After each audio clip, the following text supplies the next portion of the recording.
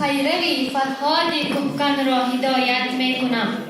دل به تار ناعیانی اهل معنی می رسد.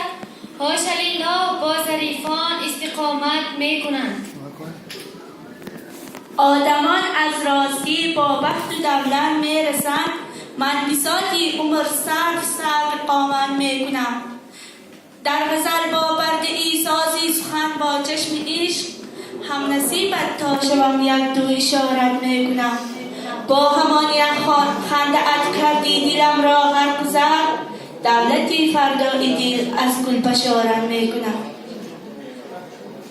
ایا آموزگاری مشفقی من، تو هستی چاری دهی ما.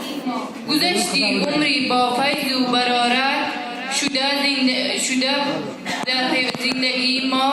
مثالی تو وطن را دوست دارم، قدم مردانه مثل تو گذارم. شده مانند تو محکم اراده، به سیل دشمنان چون کوهسارم. عقل تا چرخ برد دانشی سورات معلم. گون گویا بکند گویشی سورات معلم.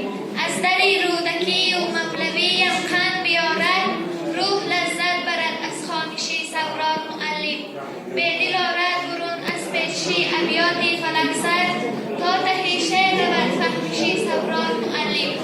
گشت نجم درخشان بسوخ از چرخی تفکر. از پی زحمت و از کوششی سورات معلم. داده جان و دل به صحرا مادرم ای مادرم. بس کشیدی رنج دنیا مادرم ای مادرم. از زمین باریز بارانی عرقهای جبین. رزق ما را کردی پیدا مادرم ای مادرم. پشت روز چهره از دانه گردانه با تو. در برت بود مهر فردا مادرم ای مادرم. حسرت و در عین دیدن کاسه چشمان تو. گشت پر از خاک دنیا مادرم ای مادرم. در بری سرخ پاره از آسمانی چشمه سرخ. تحفه یزدان پاکی جاویدانی چشمه سرخ. قد سبز و رنگ سرخ و روی سرخی نازنینی. جسم کوه و باغ و صحرا جانی جانی چشمه سرخ.